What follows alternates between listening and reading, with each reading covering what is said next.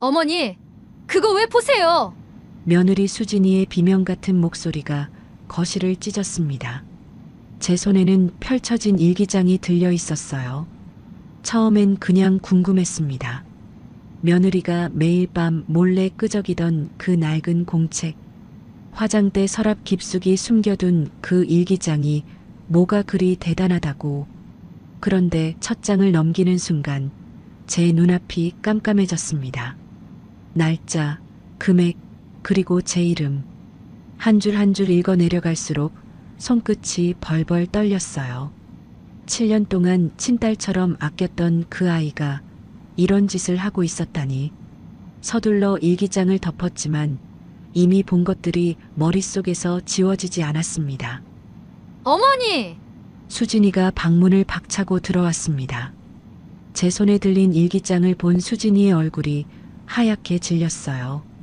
그 다정하고 살뜰하던 눈이 아니었습니다.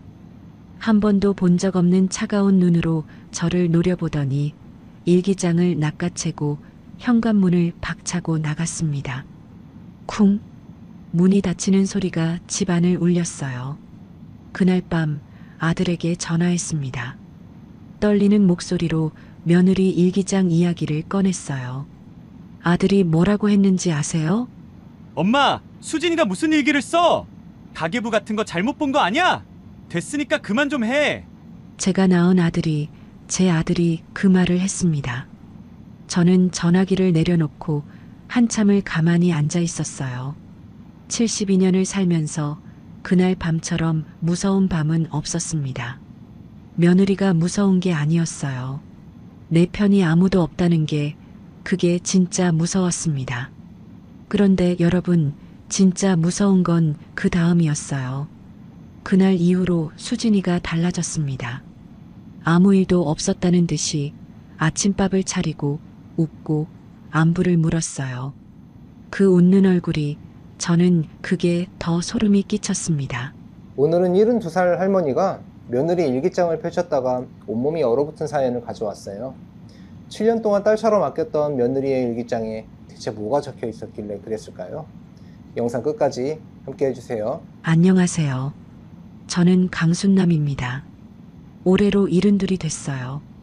42에 남편을 떠나보내고 그 뒤로 30년을 혼자 분식집을 하며 아들 하나 키워왔습니다.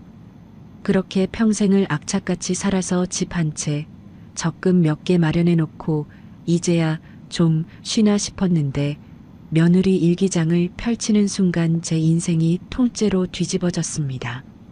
가족한테 배신당하는 게 어떤 건지 제 기막힌 사연을 한번 들어봐 주시겠어요? 그날은 평범한 화요일이었습니다. 며느리 수진이가 출근하고 아들 정우도 회사에 간 뒤 저는 안방 청소를 시작했어요. 걸레로 화장대를 닦다가 서랍이 살짝 열려 있는 게 눈에 들어왔습니다. 닫으려고 손을 뻗었는데 서랍 안쪽 깊숙한 곳에 낡은 공책 한 권이 보였어요. 표지가 닳아서 너덜너덜해진 걸 보니 꽤 오래된 물건이었습니다. 수진이가 매일 밤 뭔가를 끄적이는 건 알고 있었어요. 잠들기 전에 가방에서 공책을 꺼내 조용히 쓰다가 다시 넣어두곤 했거든요. 일기장인가 보다 싶어서 그냥 넘겼는데 오늘 서랍에서 이걸 보니 문득 궁금해졌습니다. 며느리가 매일 밤 뭘 그렇게 열심히 쓰는 건지 별 생각 없이 첫 장을 펼쳤습니다. 그 순간 제 눈을 의심했어요. 첫 페이지에 제 이름 석자가 또박또박 적혀 있었습니다. 강순남, 그 옆에 집 주소, 그 밑에 적금 액수. 심장이 덜컥 내려앉았어요.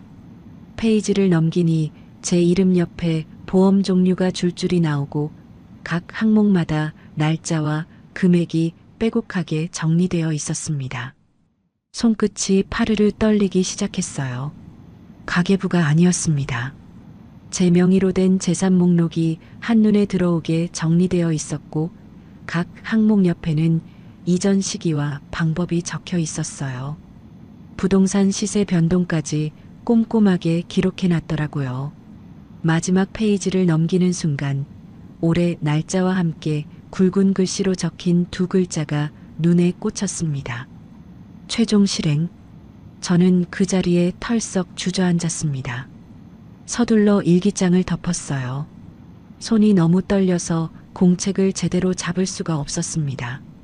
그때 등 뒤에서 목소리가 들렸어요. 어머니, 그거 왜 보세요?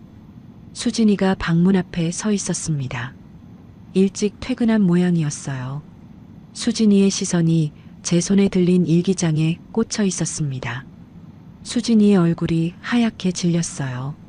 7년 동안 한 번도 본 적 없는 눈이었습니다.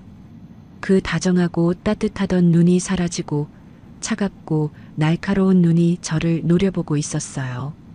수진이가 성큼성큼 다가와 제 손에서 일기장을 낚아챘습니다. 저는 아무 말도 못했어요. 수진이는 일기장을 가슴에 꽉 끌어안더니 한마디도 없이 현관으로 걸어갔습니다. 쿵! 현관문이 닫히는 소리가 집안을 울렸어요. 저는 텅 빈 안방에 홀로 앉아 있었습니다. 7년 전이 떠올랐어요. 남편 없이 혼자 아들을 키우면서 새벽마다 분식집에서 반죽을 치고 한 푼 한 푼 모아서 마련한 이 집. 수진이가 처음 이 집에 들어오던 날, 저는 수진이 손을 잡고 이렇게 말했습니다. 수진아, 이제 우리 가족이다. 내가 딸이 없어서 늘 서운했는데 너 덕분에 딸 생긴 기분이야. 수진이가 고개를 숙이며 두 눈에 눈물을 글썽이던 모습이 아직도 선합니다. 그때 그 눈물도 거짓이었을까요? 그날 밤 저는 아들 정우에게 전화했습니다. 떨리는 목소리로 며느리 일기장에서 본 것을 이야기했어요. 수진이 일기장에 내 이름이랑 적금이랑 보험이랑 다 적혀 있더라. 날짜까지 맞춰서 뭘 하려는 것 같은데 정우야, 이거 보통 일이 아니다. 정우가 한참 동안 아무 말이 없었습니다. 그러다가 한숨을 쉬더니 말했어요. 엄마, 수진이가 무슨 일기를 써? 가계부 같은 거 잘못 본 거 아니야? 됐으니까 그만 좀 해. 뚝! 전화가 끊어졌습니다. 저는 전화기를 내려놓고 한참을 가만히 앉아 있었어요. 그런데 이상한 게 하나 있었습니다. 전화를 끊기 직전에 정우 목소리가 떨리고 있었어요. 평소에 느긋하던 아이가 왜 그렇게 다급한 목소리를 냈는지 그때는 미처 생각할 겨를이 없었습니다. 다음 날 아침이었어요. 현관문이 열리는 소리에 저는 벌떡 일어났습니다. 수진이가 장바구니를 양손에 들고 들어오고 있었어요. 도망치듯 나갔던 사람이 아무 일 없다는 듯 밝은 얼굴로 웃고 있었습니다. 어머니, 아침에 시장 갔다 왔어요. 어머니 좋아하시는 시래기 샀어요. 오늘 된장찌개 끓여드릴게요. 수진이가 부엌에서 콧노래를 부르며 밥상을 차렸습니다. 밥, 된장찌개, 나물 반찬 3가지. 정성스럽게 차려진 밥상 앞에 앉았는데 숟가락을 들 수가 없었어요. 수진이의 그 웃는 얼굴이 오히려 소름이 끼쳤습니다. 문득 작년 추석 때가 떠올랐어요. 친척들이 수진이한테 친정 어디냐, 부모님은 뭐 하시냐고 물었는데 수진이가 말을 돌렸거든요. 결혼 전에 뭐 했는지, 어디서 살았는지도 한 번도 자세히 말한 적이 없었습니다. 7년을 같이 살면서 저는 며느리의 과거를 아무것도 모르고 있었다는 게 그제야 느껴졌어요. 그날부터 수진이가 달라졌습니다. 아니, 달라진 게 아니라 더 살뜰해졌어요. 아침마다 제 혈압약을 챙기고 병원 예약을 잡고 저녁에는 발까지 씻겨주겠다고 했습니다. 전에는 안 그랬어요. 효부였지만 이 정도는 아니었습니다.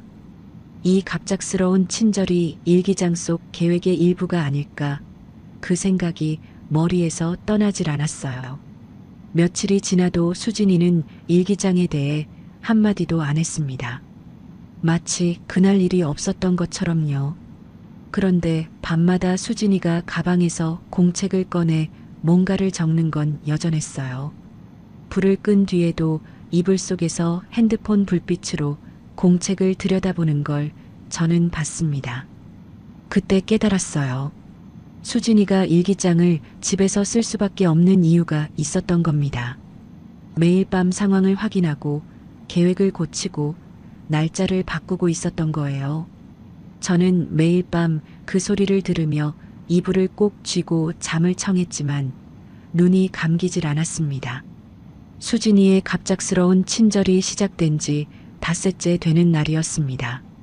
저는 더 이상 가만히 앉아 있을 수가 없었어요. 수진이가 출근하자마자 안방으로 들어갔습니다. 화장대 서랍, 옷장 안쪽, 이불장 깊숙한 곳까지 전부 뒤졌어요. 일기장은 어디에도 없었습니다. 수진이가 가방에 넣고 다닌다는 걸 알고 있었지만 혹시 다른 곳에 숨겨뒀을까 싶어서 거실 장식장, 신발장 위 냉장고 옆 틈새까지 살펴봤어요. 허탕이었습니다. 수진이는 이미 일기장을 집 안 어디에도 두지 않고 있었어요. 그날 낚아챈 뒤로 한시도 몸에서 떼어놓지 않는 거였습니다. 일기장을 찾을 수 없다면 다른 방법이 있었습니다. 저는 외출 준비를 하고 버스를 타고 은행에 갔어요. 제 이름으로 된 적금이 3개 있었거든요. 30년 동안 분식집에서 번 돈을 조금씩 넣어 만든 적금이었습니다. 창구 직원에게 신분증을 내밀고 제 이름으로 된 적금 내역을 전부 뽑아달라고 했어요. 직원이 서류를 출력해서 건네줬습니다. 종이를 받아든 순간 눈앞이 캄캄해졌어요. 적금 3개 중 2개가 이미 해지되어 있었습니다. 해지 날짜는 3달 전과 5달 전. 저는 그런 적이 없었어요. 저기요, 이거 제가 해지한 게 아닌데요. 누가 해지한 건지 알 수 있어요? 직원이 서류를 다시 확인하더니 대답했습니다. 위임장이 첨부되어 있고요. 대리인 이름이 한정우로 되어 있습니다. 한정우. 제 아들 이름이었습니다. 두 눈이 커질 대로 커진 채 서류를 들여다봤어요. 정우의 서명, 정우의 도장, 그리고 제 이름으로 된 위임장. 위임장에 찍힌 도장은 제가 현관 서랍에 넣어두는 그 도장이었습니다. 아들이 제 도장을 몰래 가져가서 제 적금을 해지한 거예요. 저는 은행 의자에 주저앉아 한참을 일어나지 못했습니다. 2개의 적금을 합치면 3천만 원이 넘는 돈이었어요. 42의 남편이 쓰러져서 병원비로 가진 돈을 다 쏟아붓고 장례까지 치르고 나니 수중에 남은 게 없었습니다. 빈손으로 분식집에 다시 나가서 새벽 4시에 일어나 반죽을 치고 점심 장사 끝나면 저녁 장사 준비하고 밤 10시에 가게 문을 닫고 들어와 쓰러지듯 잠들던 날들이 떠올랐어요. 정우 학비 내고 정우 대학 보내고 그 사이사이에 한 푼씩 모아둔 돈이었습니다. 그 돈을 아들이 몰래 빼갔어요. 은행에서 집으로 돌아오는 버스 안에서 정우에게 전화했습니다. 정우야, 엄마 은행에 다녀왔다. 적금 2개가 해지됐던데 네가 한 거 맞지? 전화기 너머로 정우가 말을 잇지 못하는 게 느껴졌어요. 한참 뜸을 들이다가 정우가 입을 열었습니다. 엄마, 그게 급한 일이 있어서 잠깐 쓴 건데요. 곧 채워 넣을게요. 걱정 마세요. 급한 일이 뭔데? 3천만 원이 넘는 돈을 엄마한테 말도 안 하고 빼간 게 어딨어? 아, 그러니까 그게. 엄마, 나중에 설명할게요. 지금 회사라서. 전화기 너머로 이상한 소리가 들렸습니다. 누군가가 크게 따지는 듯한 목소리. 정우가 황급히 전화를 끊었어요. 그때는 그게 뭔 소리인지 몰랐습니다. 나중에야 그게 비톡촉이었다는 걸 알게 됐어요. 저는 혼자서 이 상황을 감당할 수가 없었습니다. 동네 경로당에 가서 오래된 친구들 얼굴이라도 보면 마음이 좀 놓일까 싶었어요.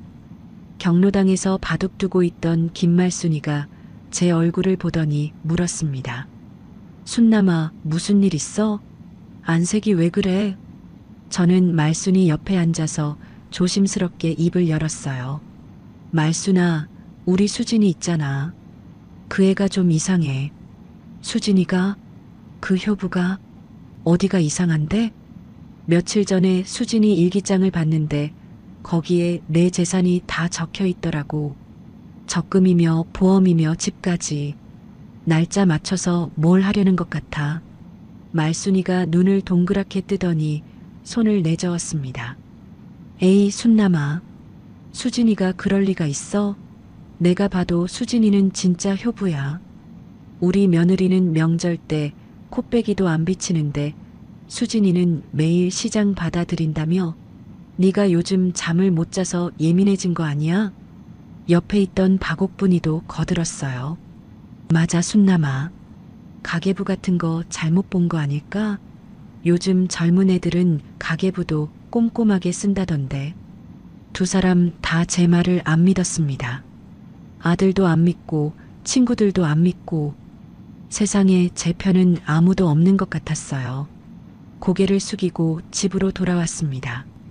현관문을 열고 들어서는데 거실 탁자 위에 서류 뭉치가 펼쳐져 있었어요. 수진이가 탁자 앞에 앉아 있었습니다. 어머니, 마침 잘 오셨어요. 어머니 보험 만기가 다가오는 게 있어서 정리를 좀 도와드리려고요. 보험회사에 전화해 봤더니 수익자 변경이랑 만기 수령 절차를 미리 해두는 게 좋다고 하더라고요. 수진이의 목소리는 여느 때처럼 상냥했습니다. 그런데 제 눈에는 탁자 위에 놓인 서류 제목이 먼저 들어왔어요. 보험 수익자 변경 신청서. 일기장에 적혀 있던 그 보험 항목이 떠올랐습니다. 심장이 쿵 내려앉았어요. 티를 내면 안 됐습니다. 저는 최대한 아무렇지 않은 목소리를 만들어 말했어요. 아이고, 수진아. 오늘은 좀 피곤해서 그러는데 나중에 보자. 서류는 엄마가 천천히 읽어볼게. 수진이가 고개를 끄덕이며 서류를 가지런히 정리해서 탁자 한쪽에 올려놓았습니다. 수진이 얼굴에는 아무런 흔들림이 없었어요. 저는 안방으로 들어와 문을 닫고 가슴을 쓸어내렸습니다. 그날 밤을 기다렸어요. 수진이가 잠든 걸 확인하고 살금살금 거실로 나왔습니다. 탁자 위에 서류가 그대로 있었어요. 한 장 한 장 넘겨봤습니다. 보험 수익자 변경 신청서, 수익자란에 한정우라고 적혀 있었고 그 옆에 연필로 살짝 한수진이라고 써놓은 자국이 있었어요. 연필 자국을 지우다 만 흔적이었습니다. 적금에 이어서 보험까지. 수진이는 제 재산을 하나하나 옮길 준비를 하고 있었습니다. 저는 서류를 핸드폰 사진으로 찍어두고 사본 한 장을 몰래 빼내서 안방 옷장 깊숙한 곳에 숨겼어요. 언젠가 이게 증거가 될 수도 있다는 생각이 들었거든요. 잠이 올 리가 없었습니다. 안방에 앉아서 장롱 위에 모셔둔 남편 영정 사진을 바라봤어요. 우리 남편은 웃는 얼굴 사진밖에 없었습니다. 늘 웃고 다니던 사람이었거든요. 여보, 당신이 살아있었으면 내가 이런 꼴을 당했겠어?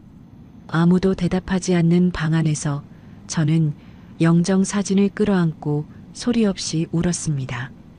당신이 떠난 뒤에 혼자서 얼마나 악착같이 살았는데 새벽마다 분식집에 불 켜고 반죽 치면서 정우 하나 보고 버텼는데 그 정우가 내가 낳은 아들이 내 등 뒤에서 이런 짓을 하고 있었어요. 눈물이 멈추질 않았습니다. 얼마나 울었는지 모릅니다.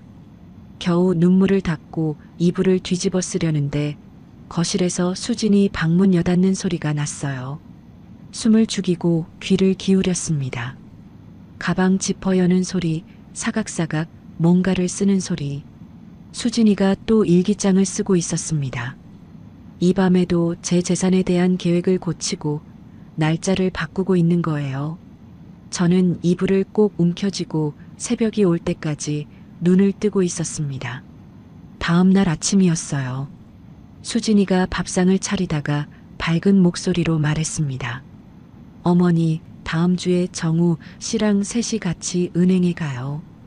어머니 명의로 된 거 정리 좀 도와드릴게요. 어머니가 직접 다니시기 힘드시잖아요. 수진이가 웃고 있었어요. 정우한테 이미 이야기가 된 모양이었습니다. 적금 2개는 이미 해지됐고 보험 수익자 변경 서류는 준비됐고 이제 남은 적금과 집 명의까지 손을 뻗으려는 겁니다. 시간이 얼마 남지 않았습니다. 저는 밥 한 숟갈을 입에 넣었지만 모래를 씹는 것 같았어요. 은행에 가자는 날이 사흘 앞으로 다가왔습니다. 저는 밤마다 잠을 이루지 못했어요.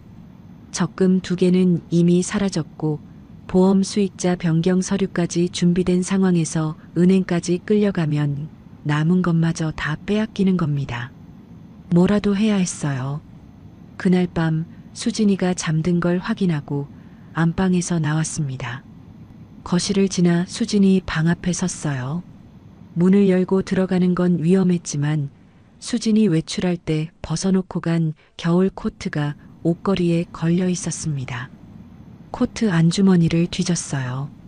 손끝에 종이 뭉치가 잡혔습니다. 꺼내보니 오래된 서류 봉투였어요. 안방으로 가져와 불을 켜고 봉투를 열었습니다. 안에 접힌 종이 2장이 들어 있었어요.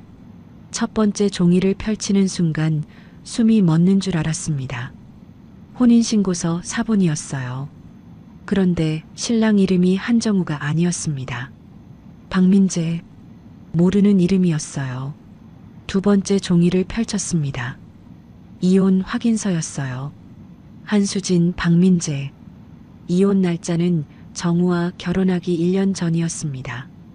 수진이가 정우와 결혼하기 전에 한 번 결혼을 했었어요. 그리고 이혼까지 했습니다. 7년을 같이 살면서 단 한 번도 이 이야기를 꺼낸 적이 없었어요. 정우도 알고 있었을까요? 저한테만 숨긴 걸까요? 아니면 정우한테도 숨긴 걸까요? 손이 떨려서 종이를 제대로 잡을 수가 없었습니다. 이혼 확인서에 적힌 전 남편 박민재의 주소가 눈에 들어왔어요. 경기도 어딘가였습니다.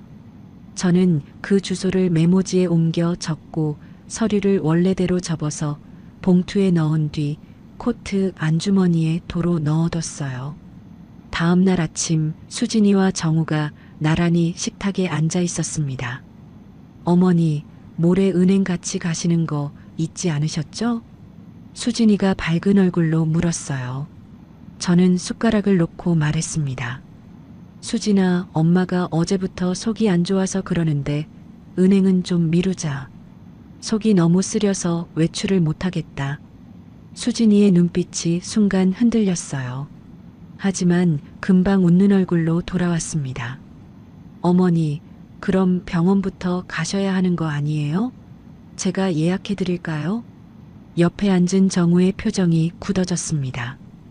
정우가 숟가락을 내려놓으며 말했어요. 엄마, 왜 이래요? 모레 가기로 했잖아요.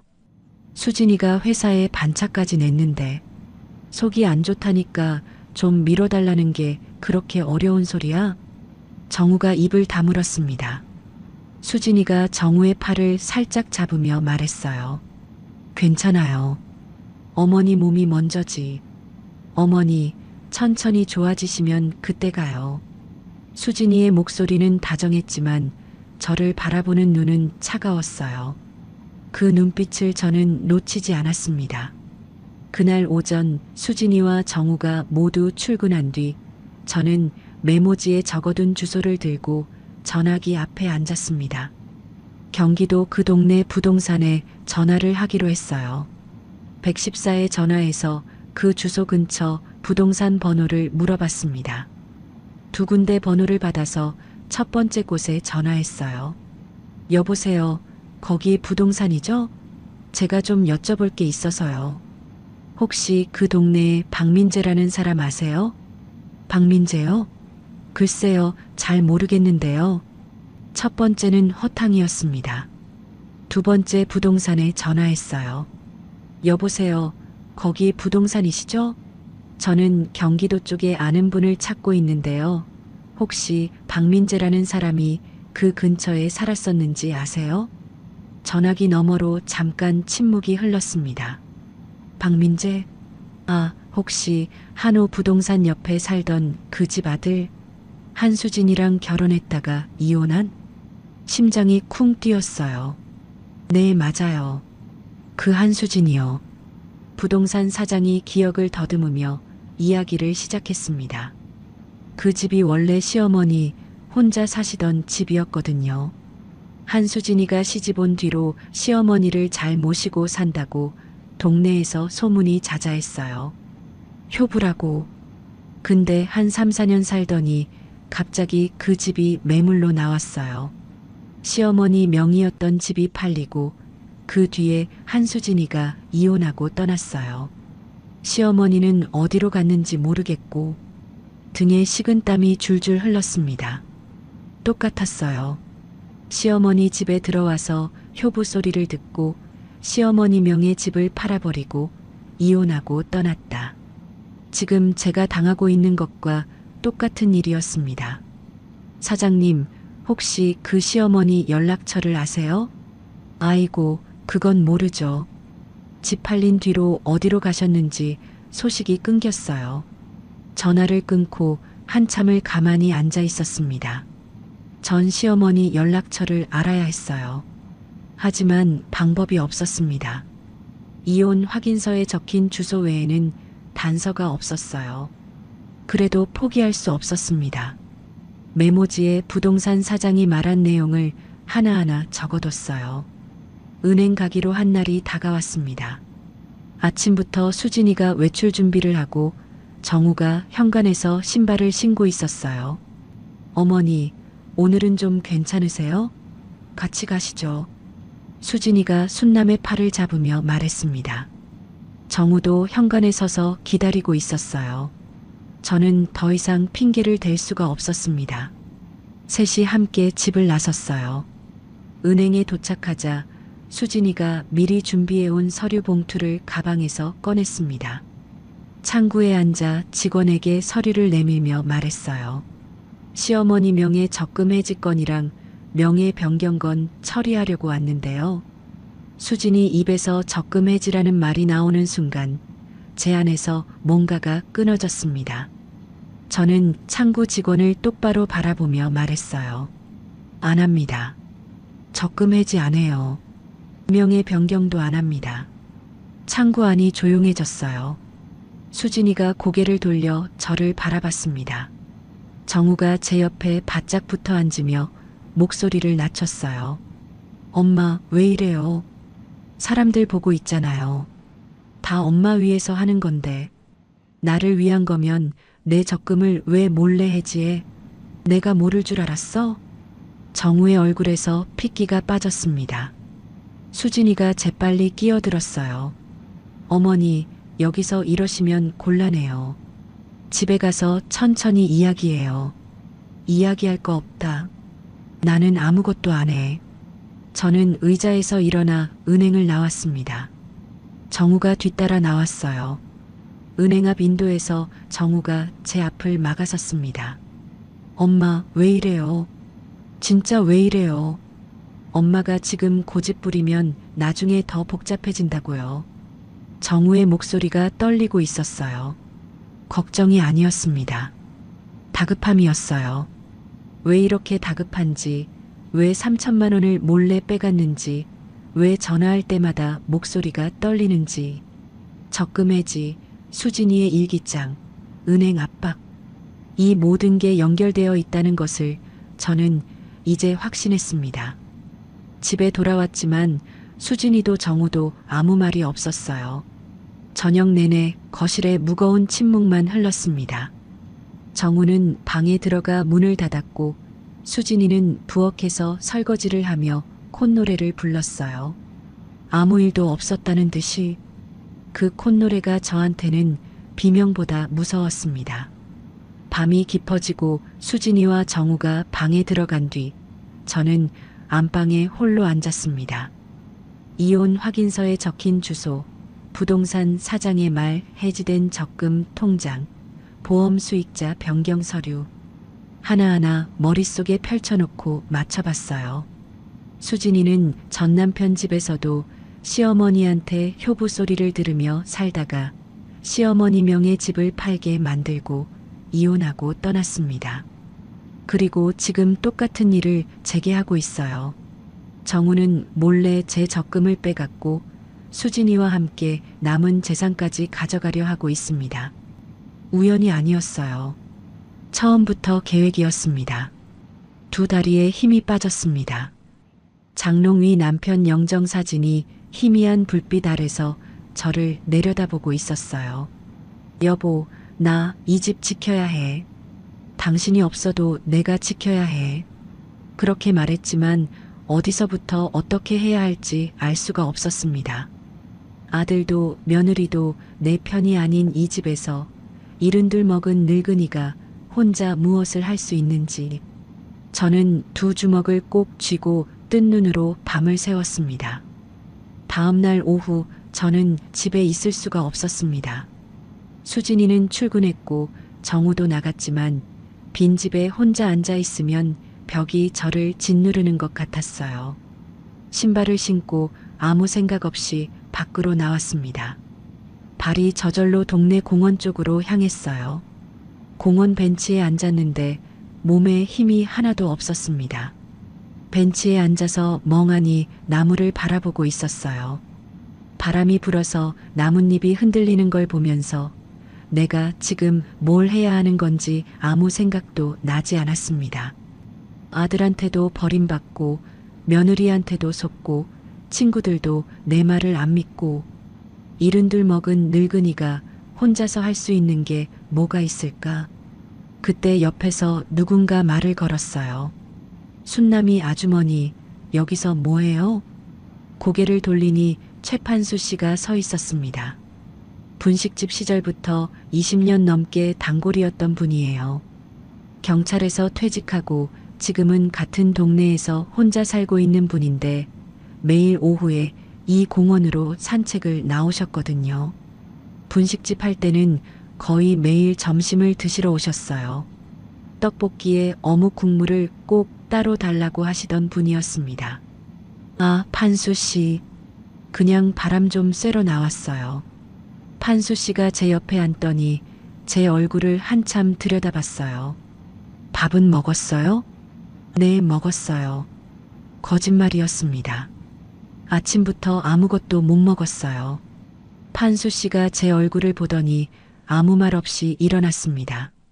그리고 10분쯤 뒤에 근처 식당에서 국밥 2그릇을 포장해 들고 왔어요. 벤치 옆에 국밥을 내려놓으며 말했습니다. 안 먹은 거 다 티나요.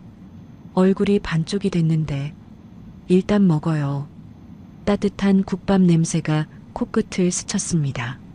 숟가락을 들었는데 손이 떨렸어요. 국물을 한 숟갈 떠서 입에 넣는 순간 뜨거운 게 목구멍을 타고 내려가면서 눈물이 왈칵 쏟아졌습니다. 참으려 했는데 안 됐어요. 국밥을 먹으면서 울고 울면서 또 먹고 판수 씨는 아무 말 없이 옆에 앉아 자기 국밥을 먹고 있었습니다.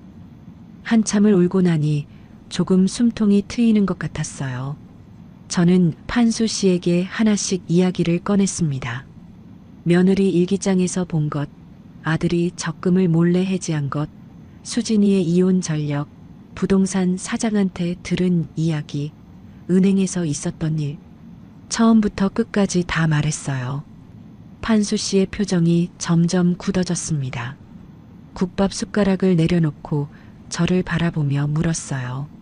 순남이 아주머니, 지금 말한 것 중에 증거가 될 만한 게 뭐가 있어요?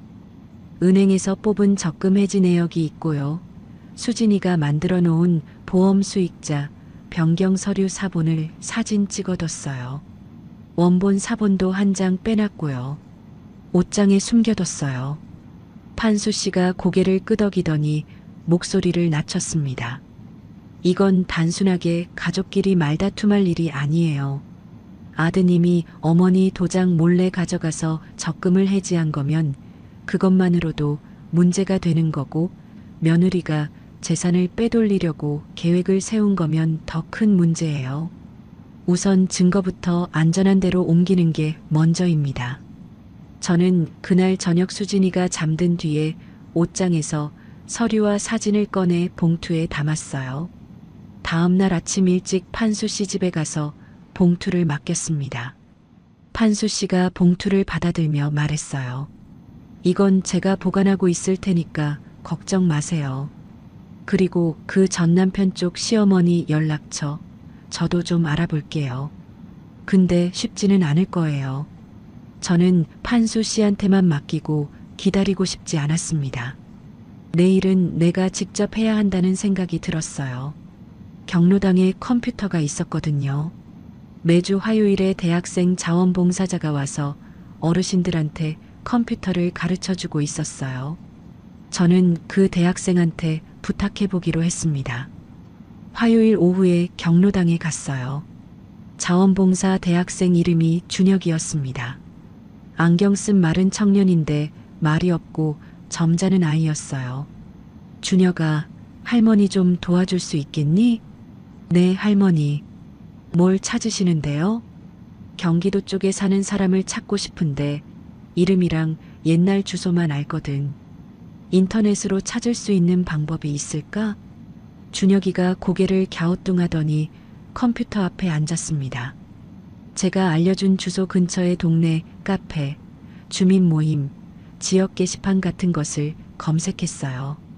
바로 찾을 수는 없었지만 그 동네 주민 모임 게시판에 글을 올려볼 수 있다고 했습니다. 준혁이가 대신 글을 써줬어요.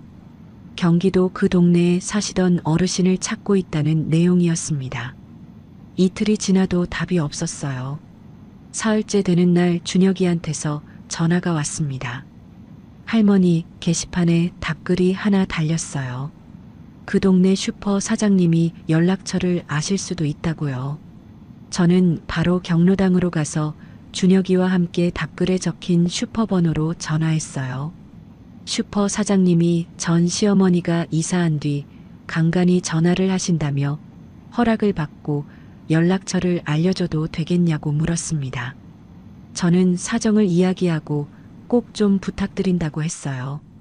다음 날 저녁 슈퍼 사장님이 전화를 주셨습니다. 전 시어머니가 연락해도 괜찮다고 하셨다며 전화번호를 알려줬어요. 저는 손이 떨리는 걸 간신히 누르며 번호를 눌렀습니다. 신호가 3번 가고 전화가 연결됐어요. 여보세요? 나이 든 여자 목소리였습니다. 저보다 더 나이 들어 보이는 목소리였어요. 안녕하세요. 저는 강순남이라고 합니다. 실례지만 혹시 한수진이라는 사람을 아세요? 전화기 너머로 숨소리가 멈추는 게 느껴졌어요. 한참 동안 아무 말이 없었습니다. 그러다가 떨리는 목소리가 들려왔어요. 한수진이요? 그 이름을 어떻게 아세요? 수진이가 저희 아들하고 결혼해서 같이 살고 있어요. 7년째요. 전화기 너머에서 흐느끼는 소리가 들렸습니다. 아이고, 또 그런 거예요? 또 나한테 한 짓을 또 다른 데 가서 하고 있는 거예요? 가슴이 철렁 내려앉았어요. 어머니, 무슨 일을 당하신 건지 이야기 좀 해주실 수 있으세요? 전 시어머니가 울먹이며 말을 시작했습니다. 수진이가 아들 민재와 결혼해서 3, 4년을 같이 살았는데 효부라고 동네에서 소문이 자자했다고요. 그런데 어느 날 갑자기 집을 팔아야 한다고 했대요. 아들이 사업을 하는데 돈이 필요하다면서 전 시어머니가 집 명의를 넘겼더니 집이 팔리고 그 돈이 어디로 갔는지 모르게 사라졌다고 했습니다. 그 뒤에 수진이가 이혼하고 떠났어요. 전 시어머니는 지금 경기도 외곽의 작은 월세방에서 혼자 살고 계셨습니다. 나는 그때 집도 잃고 아들도 잃고 아무것도 없이 쫓겨났어요. 그 애가 또 다른 집에 가서 같은 짓을 하고 있다니. 세상에. 저는 전화기를 쥔 손에 힘이 풀려서 무릎 위에 손을 올려놓고 한참을 가만히 있었습니다. 제가 겪고 있는 일이 처음이 아니었어요. 수진이는 이런 짓을 이미 한 번 한 사람이었습니다. 어머니, 죄송하지만 부탁이 하나 있어요. 지금 말씀하신 내용을 녹음해도 될까요? 저도 같은 일을 당하고 있어서 증거가 필요해요. 전 시어머니가 코를 훌쩍이며 대답했습니다. 녹음이요? 그럼요, 해야지요. 나 같은 사람이 또 나오면 안 되잖아요. 다 말해드릴게요. 저는 판수 씨가 알려준 대로 핸드폰 녹음 기능을 켜고 처음부터 다시 물었어요. 전 시어머니는 수진이가 처음 집에 들어온 날부터 집을 팔고 떠난 날까지를 하나하나 말씀해 주셨습니다. 통화가 30분 넘게 이어졌어요. 전화를 끊고 나서 녹음 파일을 확인했습니다. 다 들어가 있었어요. 다음 날 아침 판수 씨 집에 찾아가서 녹음 파일을 들려줬습니다. 판수 씨가 녹음을 끝까지 듣고 고개를 끄덕였어요. 이 정도면 됐어요. 순남이 아주머니가 가지고 있는 서류하고 이 녹음이면 경찰에 제출할 수 있는 자료가 됩니다. 근데 한 가지 물어볼게요. 판수 씨가 저를 똑바로 바라보며 말했습니다. 아들하고 며느리 앞에서 이걸 다 밝힐 준비가 됐어요? 한번 시작하면 뒤로 못 돌아갑니다. 저는 잠시 입을 다물었습니다. 아들 정우의 얼굴이 떠올랐어요. 분식집에서 새벽부터 일하고 돌아오면 현관에서 엄마를 기다리던 어린 정우. 대학 합격했다고 전화해서 엄마나 붙었어요 하고 소리치던 정우. 그 아이가 내 등 뒤에서 적금을 빼가고 며느리와 함께 이 집까지 빼앗으려 하고 있었습니다. 두 주먹을 꽉 쥐었어요. 판수 씨, 나는 준비됐어요. 이 집은 내가 30년 동안 뼈 빠지게 일해서 마련한 집이에요. 내 인생은 내가 지킬 거예요. 판수 씨가 말없이 고개를 끄덕였습니다. 판수 씨와 함께 경찰서에 갔습니다. 고소장을 쓰는데 손이 떨려서 글씨가 삐뚤빼뚤했어요. 판수 씨가 옆에 앉아서 내용을 하나하나 짚어줬습니다. 아들 한정우가 제 도장을 몰래 가져가서 적금 2개를 해지한 것, 며느리 한수진이 제 재산을 빼돌리려는 계획을 일기장에 기록하고 실행에 옮기고 있는 것, 보험 수익자 변경을 시도한 것, 서류 사본, 은행 해지 내역, 전 시어머니의 녹음 파일을 함께 제출했어요. 접수 담당 경찰이 서류를 넘기다가 녹음 파일을 듣더니 표정이 심각해졌습니다. 어머니, 이 정도면 단순한 가족 분쟁이 아니라 형사사건으로 볼 수 있습니다. 조사에 착수하겠습니다. 경찰서를 나오는데 다리가 후들거렸어요. 내 손으로 아들을 고소했다는 사실이 실감이 나지 않았습니다. 판수 씨가 제 옆에서 말없이 걸어주었어요. 잘한 거예요, 순남이 아주머니. 지금 안 하면 남은 것도 다 잃어요. 집으로 돌아오는 버스 안에서 판수 씨가 한 가지를 더 알려줬습니다. 진명의 남은 적금, 보험 계약 전부에 대해 명예 변경을 막는 동결 조치를 해야 한다고요. 다음 날 판수 씨가 아는 법률 상담사에게 연락해서 절차를 알아봐줬고 저는 은행과 보험회사에 직접 전화해서 본인 동의 없이는 아무런 변경도 하지 말아달라고 요청했습니다. 동결 조치를 마친 날 저녁이었어요. 부엌에 혼자 서 있었습니다. 냉장고 문을 열었는데 수진이가 사다 놓은 된장이 보였어요. 7년 전이 떠올랐습니다. 수진이가 처음 이 집에 들어온 날 저녁에 둘이서 된장찌개를 끓였어요. 수진이가 두부를 네모나게 썰면서 웃던 얼굴이 선합니다. 제가 된장 한 숟갈을 풀면 수진이가 옆에서 팔을 송송 썰었어요. 그날 밤 수진이가 설거지를 하면서 말했습니다. 어머니, 저 이 집에 오니까 진짜 집 같아요. 친정에서도 이런 기분 못 느껴봤어요. 그 말을 듣고 제가 얼마나 기뻤는지 몰라요. 딸이 없어서 늘 서운했는데 수진이가 오고 나서 진짜 딸이 생긴 것 같았거든요. 생일마다 수진이가 미역국을 끓여줬습니다. 제가 감기에 걸리면 밤새 죽을 쑤어서 머리맡에 놓아뒀어요.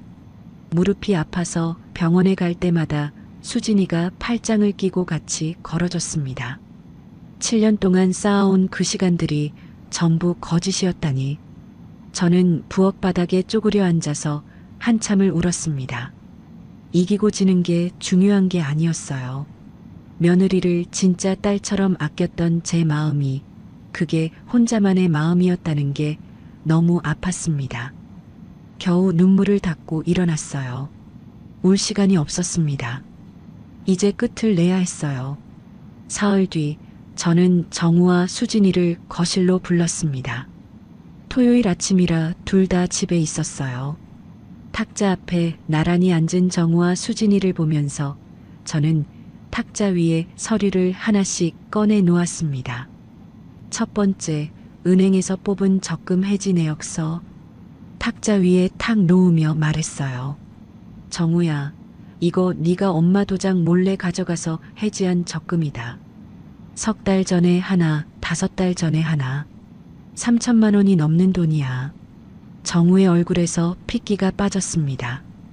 입을 열지 못하고 고개를 숙였어요. 두 번째, 보험 수익자 변경 신청서 사본. 수진이 앞에 밀어놓으며 말했습니다. 수진아, 이거 네가 만들어 놓은 보험 수익자 변경 서류지. 수익자란에 연필로 내 이름 써놓고 지우다 만 거 다 봤다. 수진이의 입술이 파르르 떨렸어요. 하지만 입을 열지 않았습니다. 세 번째, 이혼 확인서 이야기를 꺼냈어요. 수진아, 너 정우 만나기 전에 결혼한 적 있지? 박민재라는 사람이랑. 왜 한 번도 말 안 했어? 수진이의 눈이 커졌습니다. 처음으로 수진이의 얼굴에 당황한 기색이 드러났어요. 정우도 고개를 들어 수진이를 바라봤습니다. 정우도 몰랐던 모양이었어요. 엄마, 그게 무슨 소리예요? 수진이가 전에 결혼을 했었다고요? 저는 정우의 질문에 대답하지 않고 핸드폰을 꺼냈습니다. 전 시어머니와 통화한 녹음 파일을 재생했어요. 전 시어머니의 떨리는 목소리가 거실에 울려 퍼졌습니다. 수진이가 전 남편 집에 시집와서 효부 소리를 들으며 살다가 시어머니 명의 집을 팔게 만들고 돈이 사라지고 이혼하고 떠났다는 이야기. 전 시어머니가 집도 잃고 아들도 잃고 월세방에서 혼자 살고 있다는 이야기. 녹음이 흘러나오는 동안 거실은 숨소리조차 들리지 않았어요. 수진이가 자리에서 벌떡 일어났습니다. 하지만 아무 말도 하지 못했어요. 입술을 꽉 깨물고 두 손을 떨고 있었습니다. 저는 수진이를 올려다보며 말했어요. 수진아, 거기 앉아. 아직 안 끝났어. 수진이가 천천히 다시 앉았습니다. 저는 정우를 바라봤어요. 정우야, 네가 적금을 왜 몰래 해지했는지 엄마한테 말해봐. 그 돈이 어디로 간 거야? 정우가 두 손으로 얼굴을 감쌌습니다. 한참을 아무 말 못하다가 무릎을 꿇으며 말했어요. 엄마, 잘못했어요. 제가 잘못했어요. 잘못한 건 아니까 물어보는 거야. 돈이 급했으면 엄마한테 말을 했어야지. 왜 내 등 뒤에서 도장을 몰래 가져가? 정우가 대답하지 못했습니다. 고개를 숙인 채 어깨만 들썩거렸어요. 저는 마지막으로 이 말을 했습니다. 수진아, 정우야. 경찰에 이미 고소장을 냈다. 앞으로는 법대로 처리할 거야. 수진이의 얼굴이 돌처럼 굳었어요. 정우가 고개를 들며 말했습니다. 엄마, 고소라니요. 가족끼리 그게 무슨. 가족이 내 등 뒤에서 돈을 빼가고 보험을 바꾸고 집까지 빼앗으려 한 게 가족이 할 짓이야?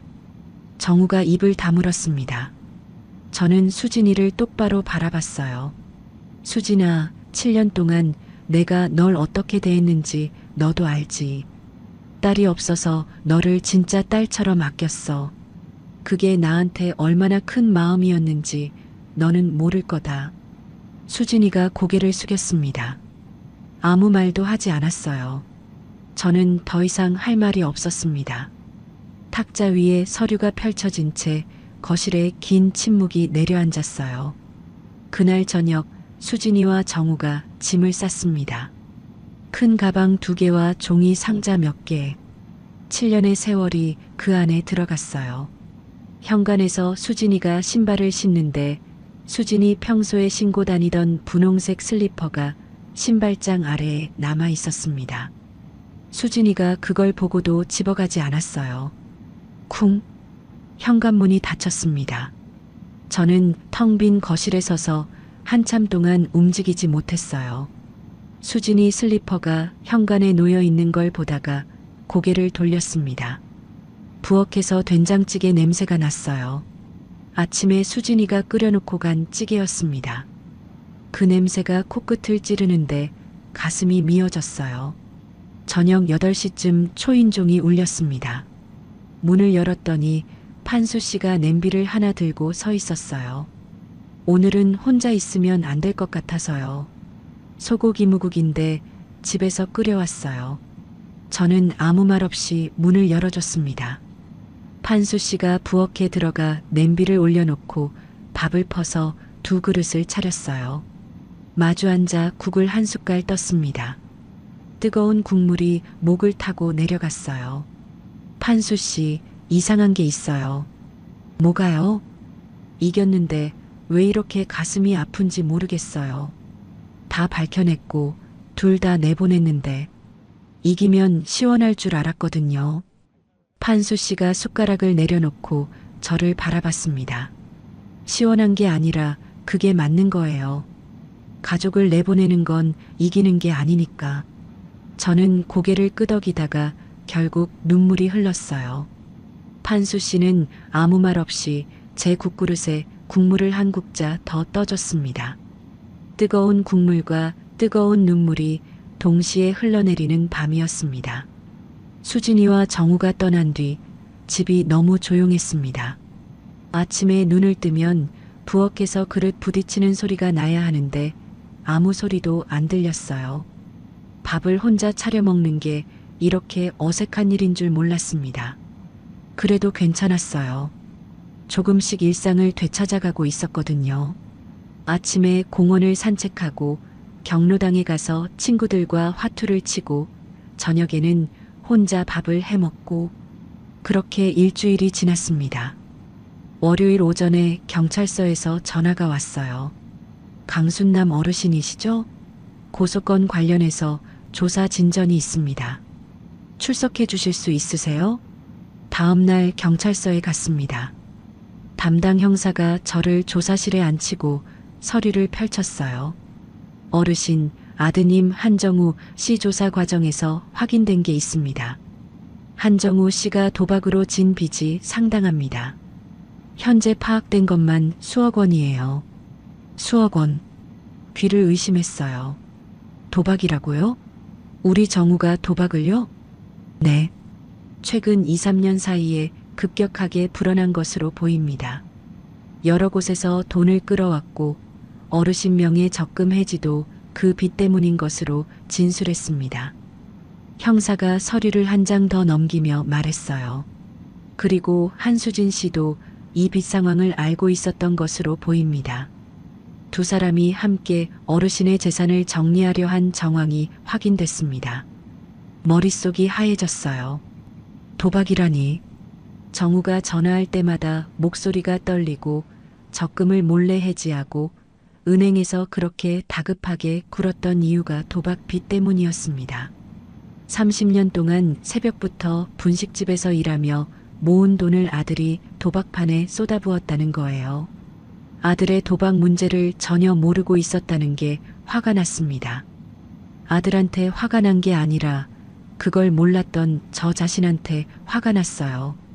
같이 밥을 먹고 같은 집에서 살면서 아들이 수억 원짜리 구덩이에 빠져 있는 걸 왜 몰랐을까? 엄이라는 게 이렇게 쓸모없는 건가 싶었습니다. 경찰서에서 나오는데 다리에 힘이 없어서 입구 계단에 앉았어요. 한참을 앉아 있다가 겨우 버스를 타고 집으로 돌아왔습니다. 그날 저녁이었어요. 초인종이 울렸습니다. 9시가 넘은 시간이었어요. 누구인가 싶어서 인터폰을 봤더니 정우가 서 있었습니다. 문을 열지 않았어요. 정우가 문을 두드리기 시작했습니다. 엄마, 나야. 문 좀 열어줘요. 대답하지 않았습니다. 엄마, 고소만 취하해주면 돼요. 제가 다 해결할 수 있어요. 엄마, 제발. 정우의 목소리가 갈라지기 시작했어요. 엄마, 다 제 잘못이에요. 수진이는 제 빚 때문에 어쩔 수 없었던 거예요. 모든 게 저 때문이에요. 엄마, 문 좀 열어줘요. 정우가 문 밖에서 울기 시작했습니다. 훌쩍거리는 소리가 문 너머로 들려왔어요. 저는 현관문 안쪽에 등을 기대고 서 있었습니다. 정우가 울 때마다 가슴이 칼로 베이는 것 같았어요. 42의 남편을 떠나보내고 장례식장에서 아직 초등학생이었던 정우가 제 치맛자락을 잡고 울던 모습이 떠올랐습니다. 그때부터 이 아이 하나만 보고 살았어요. 새벽 4시에 일어나 분식집에 불을 켜고 밀가루 반죽을 치고 어묵을 튀기고 손가락 마디마디가 갈라지고 허리가 휘어도 정우 학비 내야 한다는 생각에 하루도 가게 문을 닫지 않았습니다. 그 아이가 지금 문 밖에서 울고 있어요. 고소를 취하해달라고 매달리고 있습니다. 문을 열고 싶었어요. 아들을 안아주고 싶었습니다. 하지만 제가 문을 열면 또 똑같은 일이 반복될 거라는 걸 알고 있었어요. 저는 두 주먹을 꽉 쥐고 문을 열지 않았습니다. 한참 뒤에 정우의 발소리가 멀어졌어요. 저는 현관 바닥에 주저앉아서 한참을 울었습니다. 다음 날 오후 수진이한테서 전화가 왔어요. 어머니, 저 수진이에요. 어머니한테 드릴 말씀이 있는데 한 번만 만나주실 수 있으세요? 만나고 싶지 않았지만 수진이가 무슨 말을 하려는 건지 들어는 봐야 한다고 생각했어요. 집 근처 카페에서 만나기로 했습니다. 카페에 들어서니 수진이가 구석자리에 앉아 있었어요. 일주일 전에 집에서 나갈 때와 사람이 달라져 있었습니다. 얼굴이 반쪽이 되어 있었고 눈 밑에 까만 그림자가 내려앉아 있었어요. 머리도 제대로 빗지 않은 모양이었습니다. 저를 보자 수진이가 자리에서 일어났어요. 어머니, 와주셔서 감사합니다. 마주 앉았습니다. 수진이가 커피잔을 두 손으로 감싸쥐고 입을 열었어요. 어머니, 저도 피해자예요. 뭐라고? 정우 씨 도박 빚을 저도 몰랐어요. 결혼하고 2년쯤 지나서야 알았는데 그때는 이미 빚이 너무 커져 있었어요. 정우 씨가 저한테 어머니 재산을 정리해야 한다고 했을 때 저는 거절했어요. 처음에는요. 근데 정우 씨가 빚쟁이한테 맞고 들어온 날 더 이상 거절할 수가 없었어요. 수진이의 눈에서 눈물이 흘러내렸습니다. 전 남편 집에서도 마찬가지였어요. 전 남편이 사업한다고 빚을 산더미처럼 만들어놨는데 시어머니 집을 팔지 않으면 우리가 다 길거리에 나앉게 생겼었어요. 저는 매번 남자들 빚 때문에 이런 짓을 해야 했어요. 어머니, 저도 이러고 싶지 않았어요. 수진이가 두 손으로 얼굴을 감싸고 울었습니다. 카페 안에 있던 사람들이 힐끗힐끗 쳐다봤어요. 마음이 흔들렸습니다. 수진이 말이 사실이라면 수진이도 정우한테 끌려다닌 피해자일 수 있었어요. 전 남편 때도 빚 때문에 어쩔 수 없었다는 말이 거짓은 아닐 수도 있었습니다. 집에 돌아와서 판수 씨에게 전화했어요. 수진이를 만났다는 이야기와 수진이가 한 말을 그대로 전했습니다. 판수 씨, 수진이 말이 맞을 수도 있지 않을까요? 수진이도 남편들 빚 때문에 어쩔 수 없었던 거라면. 판수 씨가 잠시 침묵하다가 말했어요. 순남이 아주머니, 제가 한 가지 더 확인한 게 있어요. 아주머니한테 먼저 알려드리려고 했는데 마침 잘 됐네요. 뭔데요? 전 시어머니한테 추가로 통화해서 확인한 건데요. 전 남편 박민재 씨가 사업을 하긴 했는데 빚이 그렇게 크지 않았대요. 집을 팔 정도는 아니었다는 거예요. 그리고 집이 팔린 뒤에 그 돈이 박민재 씨 빚을 갚는 데 쓰인 게 아니라 수진이 개인 계좌로 들어갔다는 기록이 확인됐어요. 숨이 멎는 것 같았습니다. 개인 계좌요? 네. 전 시어머니가 나중에 알고 아들한테 따졌는데 박민재 씨도 그 돈이 어디로 갔는지 모르고 있었대요. 수진이가 혼자 빼돌린 거예요. 전화기를 쥔 손에서 힘이 빠졌어요. 수진이의 눈물도 거짓이었습니다. 카페에서 울면서 자기도 피해자라고 했던 그 말, 전 남편 빚 때문에 어쩔 수 없었다던 그 말, 전부 거짓말이었어요. 수진이는 남편들 빚 때문에 어쩔 수 없었던 게 아니라 처음부터 재산을 빼돌릴 계획으로 움직인 거였습니다. 7년간의 효부 행세, 카페에서의 눈물, 전부 계산된 연기였어요. 이제 더 이상 흔들릴 것이 없었습니다. 마지막 남은 미련의 끈이 뚝 끊어지는 소리가 들리는 것 같았어요. 그런데 하루도 쉴 틈이 없었습니다. 수진이를 만나고 온 지 이틀 뒤 저녁 7시쯤이었어요. 현관 밖에서 쿵쿵 문을 두드리는 소리가 났습니다. 초인종이 아니라 주먹으로 문을 치는 소리였어요. 야, 문 열어. 한정우 엄마 맞지? 아들 빚 대신 갚아. 문 열라고. 심장이 벌렁거렸습니다. 인터폰을 보니 낯선 남자 2명이 서 있었어요. 한 명은 문을 두드리고 한 명은 뒤에 서서 팔짱을 끼고 있었습니다. 한정우, 이 새끼가 돈을 안 갚아. 네가 엄마면 책임져. 안 열어? 매일 올 거야. 두 다리가 떨렸어요. 저는 방으로 들어가 이불을 뒤집어 쓰고 싶었습니다. 하지만 그러면 안 됐어요. 떨리는 손으로 전화기를 들고 112를 눌렀습니다. 태어나서 처음 신고 전화를 하는 거였어요. 여보세요, 경찰이죠? 저는 동작구에 사는 강순남이라고 하는데요. 지금 집 앞에 모르는 사람들이 와서 문을 두드리고 소리를 지르고 있어요. 무서워서 문을 못 열겠어요. 10분도 안 돼서 경찰이 왔습니다. 문 밖에서 고함치던 남자들이 경찰과 실랑이를 벌이다가 끌려갔어요. 출동한 경찰이 문을 두드리며 말했습니다. 어르신, 괜찮으세요? 일단 돌려보냈는데 또 오면 바로 신고하세요. 경찰이 돌아간 뒤 저는 현관문 앞에 서서 한참을 움직이지 못했습니다. 이 집에서 혼자 있는 게 처음으로 무서웠어요. 7년 동안 며느리랑 아들이랑 셋이 살던 이 집이 지금은 저 혼자 남아서 빚쟁이한테 문을 두들겨 맞는 집이 됐습니다. 떨리는 손으로 판수 씨에게 전화했어요. 판수 씨, 저 좀 어떡하면 좋겠어요. 빚쟁이들이 집 앞에까지 왔어요. 판수 씨의 목소리가 단단하게 들려왔습니다. 순남이 아주머니, 당분간 그 집에 혼자 계시면 안 돼요. 내일 아침에 제가 데리러 갈게요. 전화를 끊고 거실 불을 다 켜놓은 채 밤을 새웠습니다. 바람 소리에도 가슴이 덜컹거리고 엘리베이터 소리에도 귀가 쫑긋 섰어요. 창밖이 하얗게 밝아올 때까지 한숨도 자지 못했습니다. 다음 날 아침 8시에 판수 씨가 왔습니다. 현관문을 열었더니 판수 씨가 큰 비닐봉지를 하나 들고 서 있었어요. 짐 좀 챙기세요. 당분간 우리 여동생 집에 계셔야 해요. 여동생한테 이야기 다 해놨습니다. 저는 옷 몇 벌이랑 세면도구를 가방에 넣고 집을 나섰어요.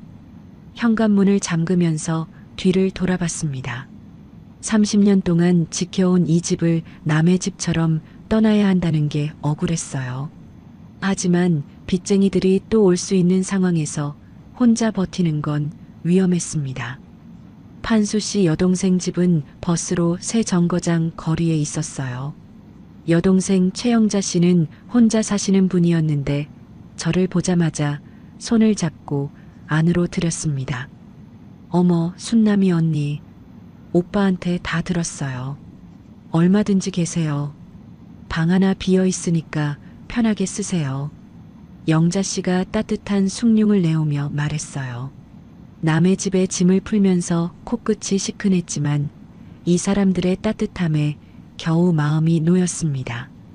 판수 씨는 저를 여동생 집에 맡겨놓고 바로 움직였어요. 빚쟁이들의 방문을 경찰에 정식으로 접수하고 제 집에 대한 보호 조치를 알아봤습니다. 그리고 판수 씨가 아는 법률 상담사를 연결해 줬어요. 이틀 뒤 판수 씨와 함께 법률 상담사를 만났습니다. 상담사가 서류를 보더니 말했어요. 어르신, 아드님의 빚은 어르신이 갚으실 의무가 없습니다. 성인 자녀의 빚은 부모에게 넘어오지 않아요. 빚쟁이들이 다시 찾아오면 불법 추심으로 신고하시면 됩니다. 정말요? 아들 빚을 제가 안 갚아도 되는 거예요? 네, 법적으로 전혀 의무가 없으십니다. 그리고 어르신 명의 재산도 아드님 빚 때문에 빼앗기는 일은 없습니다. 보호 조치를 해두면 됩니다. 가슴속에 쌓여있던 무거운 돌덩이 하나가 내려가는 것 같았어요. 아들 빚 때문에 집까지 잃을 수도 있다는 공포가 사라지는 순간이었습니다. 상담사의 도움으로 집과 남은 재산에 대한 보호 조치를 마쳤어요. 정우가 해지한 적금에 대해서도 법적 절차를 밟았습니다. 서류를 하나하나 처리할 때마다 내가 내 재산을 내 손으로 지키고 있다는 게 느껴졌어요. 분식집에서 30년 동안 장사하면서 장부 쓰고 세금 내고 거래처 정리하던 게 여기서 도움이 될 줄은 몰랐습니다. 경찰 조사도 진전이 있었어요. 수진이에 대한 사기 혐의 수사가 본격적으로 시작됐습니다. 전 시어머니의 증언과 금융 기록, 제가 제출한 서류가 연결되면서 수진이의 범행 패턴이 확인된 거예요. 담당 형사가 전화로 알려줬습니다. 한수진 씨가 조사에서 더 이상 부인하지 못하고 범행을 인정했습니다. 전 남편 쪽 재산건과 이번 건 모두요. 전화를 끊고 한참을 가만히 앉아 있었어요. 수진이가 인정했다는 말에 시원하다는 느낌보다 허탈한 마음이 먼저 왔습니다. 며칠 뒤 정우가 영자 씨 집으로 찾아왔습니다. 어떻게 알고 왔는지 현관 앞에 서 있었어요. 영자 씨가 안에서 저한테 물었습니다. 순남이 언니 아들이 왔는데 들여보낼까? 잠시 망설이다가 고개를 끄덕였어요. 정우가 방으로 들어왔습니다. 지난번 문 밖에서 울던 때보다 얼굴이 더 말라 있었어요. 턱뼈가 드러나 보일 만큼 수척했습니다. 정우가 제 앞에 무릎을 꿇었어요. 하지만 이번에는 고소를 취하해달라는 말이 아니었습니다. 엄마, 저 도박 치료받기로 했어요. 뭐? 중독 치료 모임에 나가기 시작했어요. 일주일에 2번씩. 제가 이렇게 된 게 다 제 잘못인 거 알아요. 엄마한테 한 짓 용서받을 생각도 없어요. 그냥 제가 달라지는 모습을 보여드리고 싶어서 왔어요. 저는 정우의 얼굴을 한참 들여다봤습니다. 이 아이가 진심인지 또 거짓말인지 알 수 없었어요. 하지만 중독 치료를 받겠다는 말은 7년 동안 들어본 적 없는 말이었습니다. 정우야, 벌은 법이 주는 거고 내 인생은 네가 수습해야 한다. 엄마가 대신 해줄 수 있는 게 더 이상 없어. 정우가 고개를 숙였어요. 네, 알겠어요. 근데 도박 치료, 그건 꼭 해라. 그건 내 목숨이 달린 일이야. 정우의 눈에 물기가 어렸습니다. 고개를 끄덕이고 일어나 방을 나갔어요. 현관문이 닫히는 소리를 들으며 저는 창밖을 바라봤습니다. 정우의 뒷모습이 골목을 돌아 사라질 때까지 지켜봤어요. 수진이도 찾아왔습니다. 재판을 앞두고 마지막으로 저를 만나고 싶다고 했어요. 영자 씨 집 앞에서 만났습니다. 수진이가 저를 보자마자 바닥에 무릎을 꿇었어요. 이번에는 자기가 피해자라는 말을 하지 않았습니다. 변명도 하지 않았어요. 어머니, 잘못했습니다. 제가 다 잘못한 거예요. 수진이가 바닥을 짚고 절을 했습니다. 이마가 땅에 닿도록 깊이 숙였어요. 어머니가 처음에 된장찌개 끓여주셨을 때, 저 그때 진짜로 좋았어요. 어머니가 해주신 밥이 진짜로 맛있었어요. 그건 거짓이 아니었어요. 저는 수진이를 내려다봤습니다. 이 말이 진심인지, 이것도 계산인지, 이제는 그걸 구별할 수가 없었어요. 구별하고 싶지도 않았습니다. 7년 동안 그 구별을 못했으니까요. 저는 아무 말도 하지 않았습니다. 수진이의 머리 위를 한참 내려다보다가 몸을 돌렸어요. 현관문을 열고 안으로 들어갔습니다. 문이 닫히는 소리가 났어요.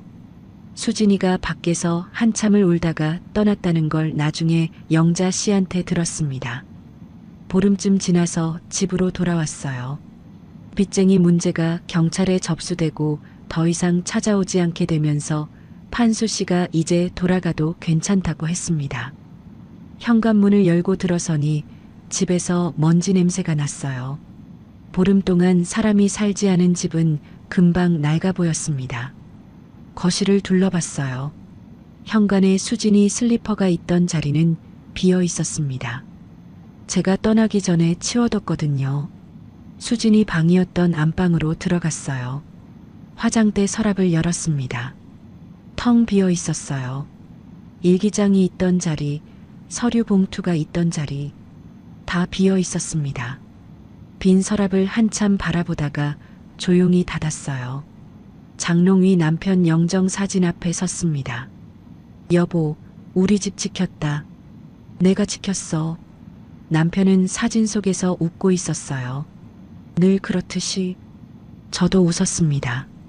울면서 웃었어요. 저녁 때 초인종이 울렸습니다. 문을 열었더니 판수 씨가 장바구니를 들고 서 있었어요.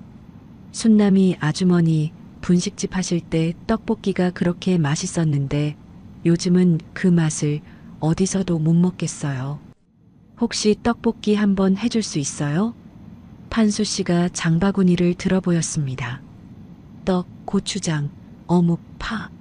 재료를 다 사왔더라고요. 저는 웃음이 나왔어요. 오랜만에 진짜 웃음이 나온 거였습니다. 판수 씨 들어와요. 앞치마를 꺼내 두르고 부엌에 섰습니다. 냄비에 물을 올리고 고추장을 풀고 떡을 넣었어요.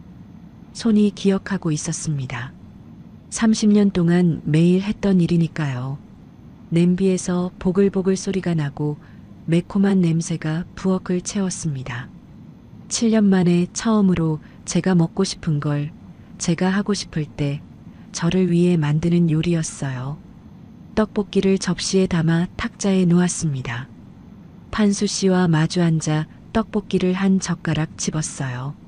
매운맛이 입안에 퍼지는데 눈물이 안 나는 게 신기했습니다. 몇 달이 흘렀습니다. 봄이 오고 있었어요. 수진이의 재판이 열리는 날 저는 법정에 직접 갔습니다. 판수 씨가 같이 가겠다고 했지만 혼자 가겠다고 했어요. 이건 제가 직접 봐야 하는 일이었습니다. 법정 안에 들어서니 수진이가 피고인석에 앉아 있었어요. 7년 동안 매일 보던 얼굴인데 남의 얼굴 같았습니다. 머리를 하나로 묶고 고개를 숙이고 있었어요. 수진이가 고개를 들어 저를 봤습니다. 눈이 마주쳤어요. 수진이가 먼저 시선을 내렸습니다. 7년 전 웨딩드레스를 입고 활짝 웃던 수진이의 얼굴이 겹쳐 보였어요.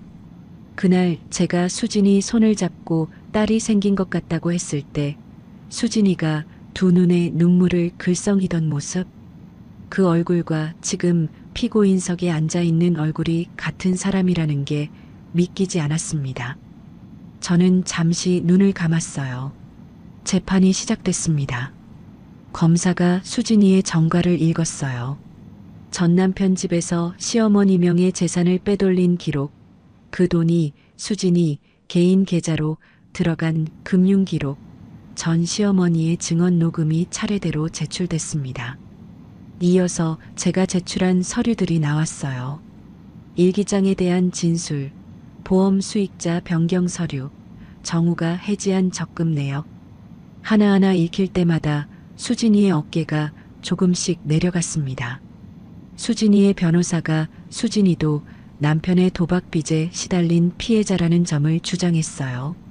하지만 검사가 전 남편 쪽 재산이 수진이 개인 계좌로 들어간 기록을 다시 제시하자 변호사도 더 이상 반박하지 못했습니다. 판사가 판결을 내렸어요.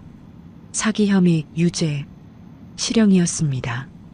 수진이가 고개를 숙인 채 법정 밖으로 나갈 때 저와 다시 한번 눈이 마주쳤어요. 수진이 입술이 달싹거렸습니다. 뭔가를 말하려는 것 같았는데 소리가 나오지 않았어요. 수진이가 고개를 돌리고 복도로 사라졌습니다. 법정을 나오니 햇빛이 눈부셨어요. 시원하다는 느낌이 올 줄 알았는데 그렇지 않았습니다. 가슴속에 무거운 게 하나 내려가긴 했는데 그 자리에 텅 빈 구멍이 남은 것 같았어요. 법원 계단에 앉아서 한참 동안 하늘을 올려다봤습니다. 집에 돌아와서 판수 씨에게 전화했어요. 재판 결과를 전했습니다. 실형이 나왔어요. 판수 씨가 잠시 침묵하다가 말했어요. 수고 많으셨어요. 이제 다 끝난 거예요. 네, 끝났어요. 전화를 끊고 부엌에 서서 물 한 잔을 마셨습니다. 끝이 났는데 마음이 편하지 않았어요. 하지만 후회는 없었습니다. 며칠 뒤 정우한테서 전화가 왔어요. 엄마, 저 도박 치료 모임 잘 다니고 있어요. 일주일에 2번씩이요. 그래, 잘하고 있다. 더 말하고 싶은 게 있었을 거예요. 하지만 저도 정우도 그 이상의 말을 꺼내지 못했습니다. 짧은 침묵 뒤에 전화가 끊어졌어요. 봄이 깊어지면서 저는 오래전부터 꿈꿔오던 일을 시작했습니다. 동네 경로당 옆에 작은 가게 자리가 나왔어요. 분식집을 다시 여는 거였습니다. 돌려받은 적금 일부와 남은 돈을 합쳐서 보증금을 치르고 작은 가게를 얻었어요. 큰 가게가 아니었습니다.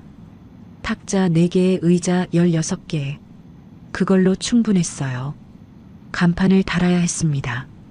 뭐라고 쓸까 고민하다가 그냥 순남인의 분식이라고 정했어요. 판수 씨가 사다리를 들고 와서 간판 다는 걸 도와줬습니다. 간판을 벽에 고정하고 한 발짝 물러서서 올려다보는데 눈시울이 붉어졌어요. 30년 전 처음 분식집을 열었던 날이 떠올랐습니다. 그때도 혼자였어요. 남편을 보내고 빈손으로 가게를 열었던 그날. 지금도 혼자지만 그때와는 달랐습니다. 그때는 앞이 막막해서 무서웠고 지금은 내가 선택해서 여기 서 있는 거였어요. 개업날 동네 어르신들이 하나둘 몰려왔습니다. 경로당에서 늘 만나던 말순이가 제일 먼저 왔어요. 순남아, 드디어 다시 하는 거야? 아이고, 내 떡볶이 맛을 다시 볼 수 있다니. 뒤이어 옥분이도 오고 동네 아주머니들도 왔어요. 좁은 가게 안이 사람들로 북적거렸습니다. 판수 씨가 구석 자리에 앉아서 어묵 국물을 후후 불며 마시고 있었어요. 떡볶이를 만들고 어묵을 데우고 국물을 끓이면서 저는 속으로 생각했습니다. 내가 할 수 있는 일이 여기 있었구나. 분식집 앞치마를 두르고 냄비 앞에 서는 게 이게 나였구나. 어느 날 저녁이었어요. 가게 문을 닫으려는데 누군가 들어왔습니다. 고개를 들어보니 정우가 서 있었어요. 아무 말 없이 구석 자리에 앉았습니다. 떡볶이 하나요. 정우가 조용히 말했어요. 저는 대답 대신 냄비 뚜껑을 열고 떡볶이를 퍼서 접시에 담았습니다. 정우 앞에 놓았어요. 정우가 젓가락을 들고 떡볶이를 한 입 먹었습니다. 씹다가 고개를 숙였어요. 어깨가 미세하게 떨리는 게 보였습니다. 저는 정우에게 다가가지도 밀어내지도 않았어요. 부엌으로 돌아가서 떡볶이를 한 접시 더 담았습니다. 정우 옆 탁자에 살짝 내려놓고 돌아섰어요. 정우의 얼굴이 수개월 사이에 많이 수척해졌지만 눈빛이 예전과 달랐습니다. 은행에서 다급하게 굴던 그 눈빛이 아니었어요. 술기운이나 초조함이 빠진 눈이었습니다. 그게 보였지만 저는 아무 말도 하지 않았어요.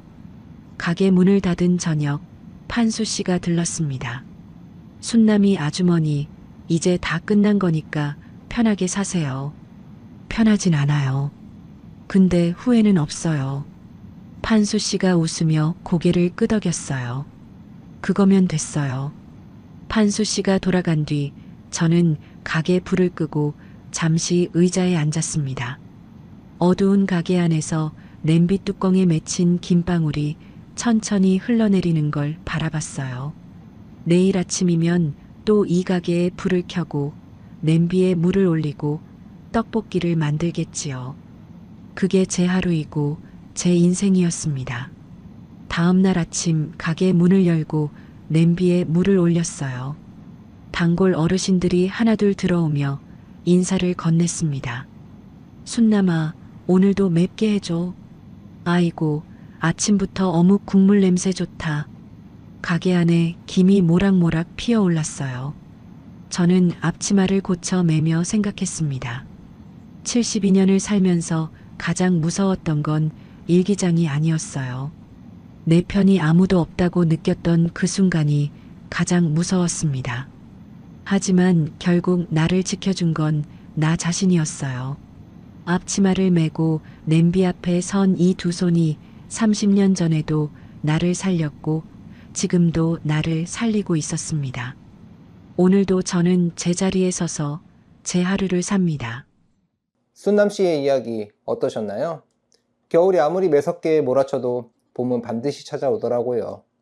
얼어붙었던 땅에서 새싹이 올라오듯 순남이도 결국 다시 자기 자리에 돌아왔습니다. 아마 보시면서 한 번쯤 고개를 갸웃하셨을 수도 있어요. 며느리가 일기장에 시어머니 재산을 빼곡히 적어뒀다는 게 가족이 정말 저럴 수 있나 싶으셨을 수도 있죠. 저도 처음엔 그랬거든요. 그런데 실제로 가족 간 재산 편취 사건은 해마다 늘고 있다고 합니다.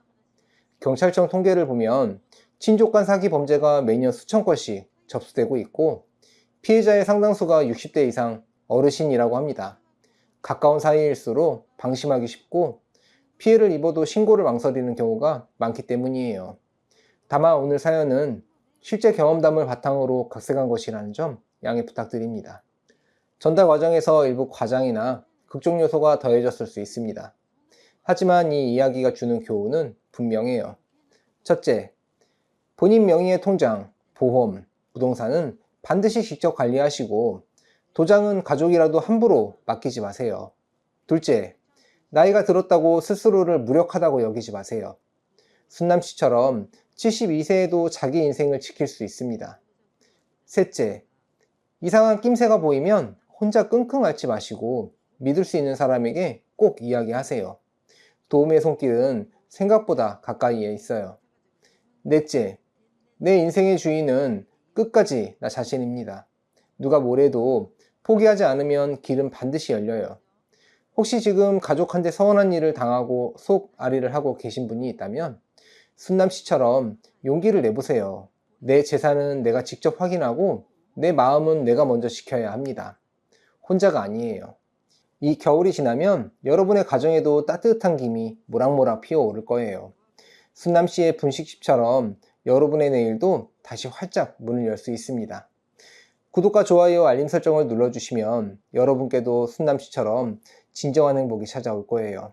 댓글로 시청하고 계신 지역과 의견을 남겨주세요. 순잔의 사연 다음에도 재미있는 사연으로 또 찾아뵙겠습니다. 항상 건강하시고 행복하세요. 감사합니다.